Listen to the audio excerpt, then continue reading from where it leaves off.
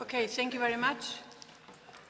I'm in a hurry because I have been visiting the archives in Florence for the European Union History Archives, and I was working in the Parliament for this to get a stable financement for this archives, and yeah, I did my work, and I wanted to see what is really in this packet of the archives discussion. I think it's a great thing, and I'm very happy that Florence or the state or the city, I do not remember, but anyway, Italy is giving us these nice premises for these archives, because these archives needs nice premises, because it's our history and it is a famous one and we should be proud of it. The problem of this next elections is not only because of the election, but it is the fact that a lot of people are not proud of what we have achieved, because as you, for example, you are born in this European Union, you have never seen or never experienced yourself what does it mean not having all the chances you have. So, and I think my son is now 46.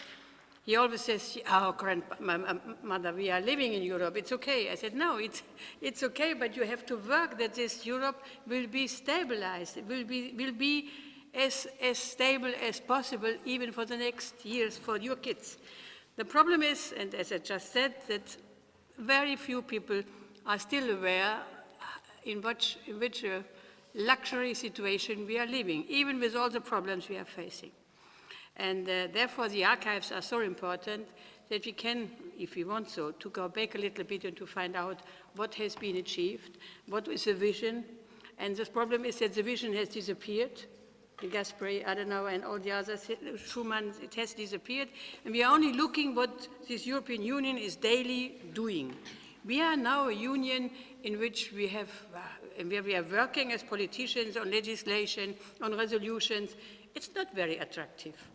And normal people doesn't like this, but they doesn't like it in Bonn, in Berlin, or in Rome. So I think this is not what is our attractiveness. I think we should show the people what we did. And I'm just having finished, as I'm the president of the Cult and Education Committee in the European Parliament, we have just finished the program for the next 7 years on Erasmus+.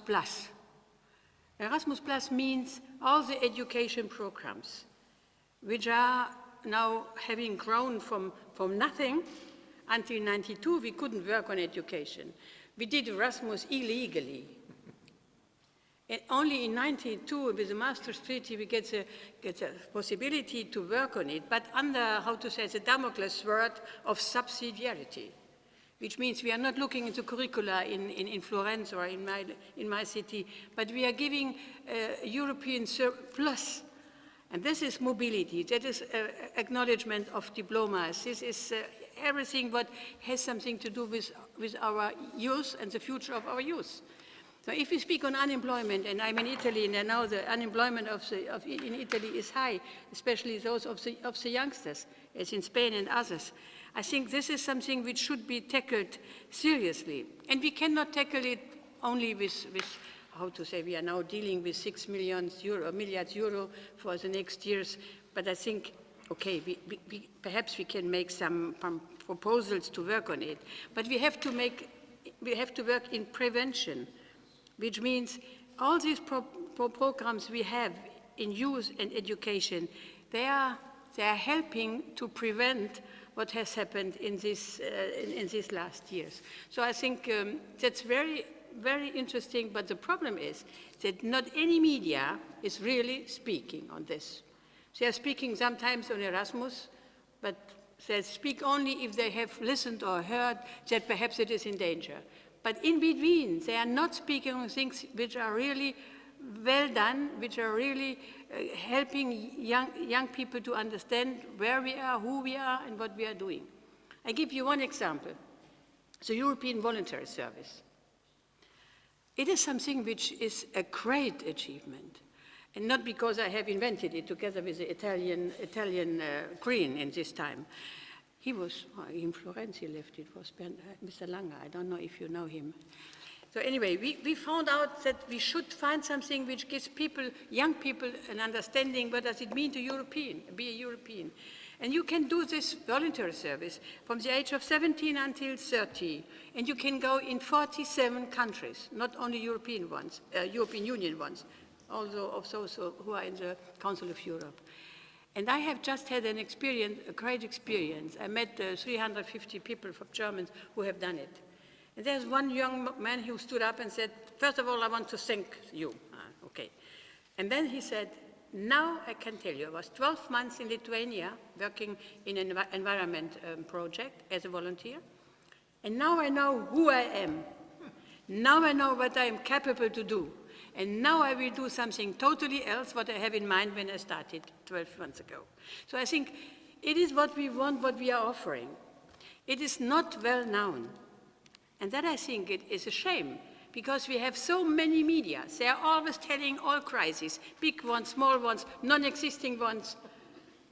But they are never speaking on the things which are running well, which are really good. And this is something which we need, because you cannot, there are few people who are full of empathy for this European Union.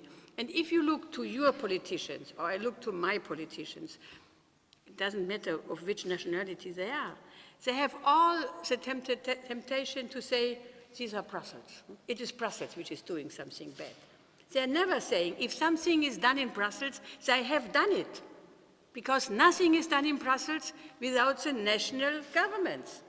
They are one legislature and we are the other one. So, but they are going back, and if they don't want to be seen as guilty, they say, this is Brussels.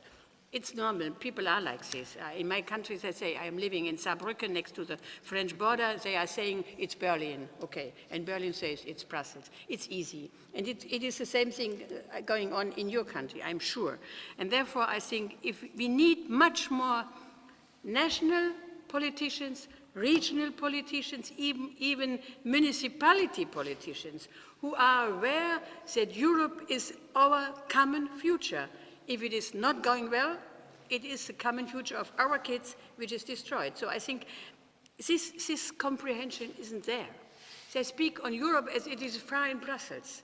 No, it's here in Florence, it is in Jesolo, it is in Venice, it is in Bari, it's everywhere. And that is my problem, that we have not reached this understanding that we should really take it as our own obligation to keep this really jewel, to keep it and to stabilize it. Okay, where we are doing politics, we are also making problems and mistakes. In Rome as well in Berlin, everywhere. So, and the problem is that we are not in a situation that we make a distinction between the need of the European Union as the mistakes which are done in the daily political life. That is my problem. And I think in the time of crisis, it's even easier to say, these are the Germans, or these are I don't know who. I'm not here to say the Germans are the best, for sure not. But we have a situation that we are all over, in Greece, in Spain, in Portugal, unfortunately also in Italy, blamed for being in a situation where we are. And if you are listening to some of your politicians, I think they should take care of what they are saying.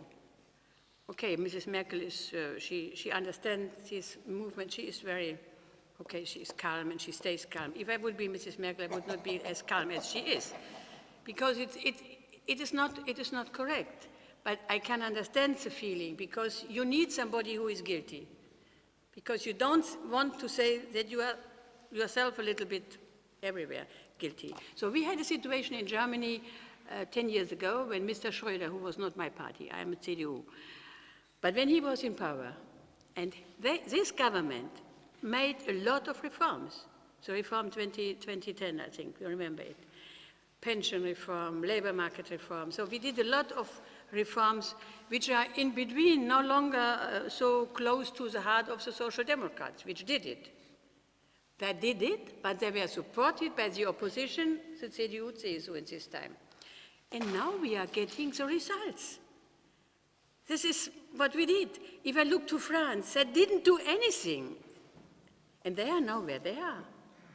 I think, I'm not blaming anybody, but I want to show you that you have to be, how to say, sometimes not only looking to the next elections, but looking what is needed to make your country compatible in a globalized world. You have to do it. And to overcome the crisis, we have to be solidaire, but we have also to, and that is for what Merkel is always blamed, that she always says, but please do also your homework. I can understand that she asks others to do the homework, which partly has been done by us, or by the socialists in this time, together with us. But I think we should be solidaire, but we should also continue to ask the politicians to work in the correct way. And this is the problem we are facing.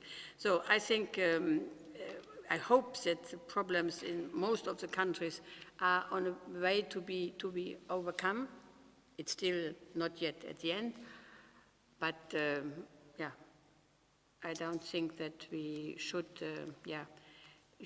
divide ourselves in those who are good Europeans or bad Europeans, but I think we should do our homework, all of us. On the other hand, I think, as I said, we do so many things really very well that I cannot understand that there is not a real understanding for all of this. But as I said, just to the press outside, we are, how to say, the victim of our results. And that is a little bit what we are facing, and we should overcome it.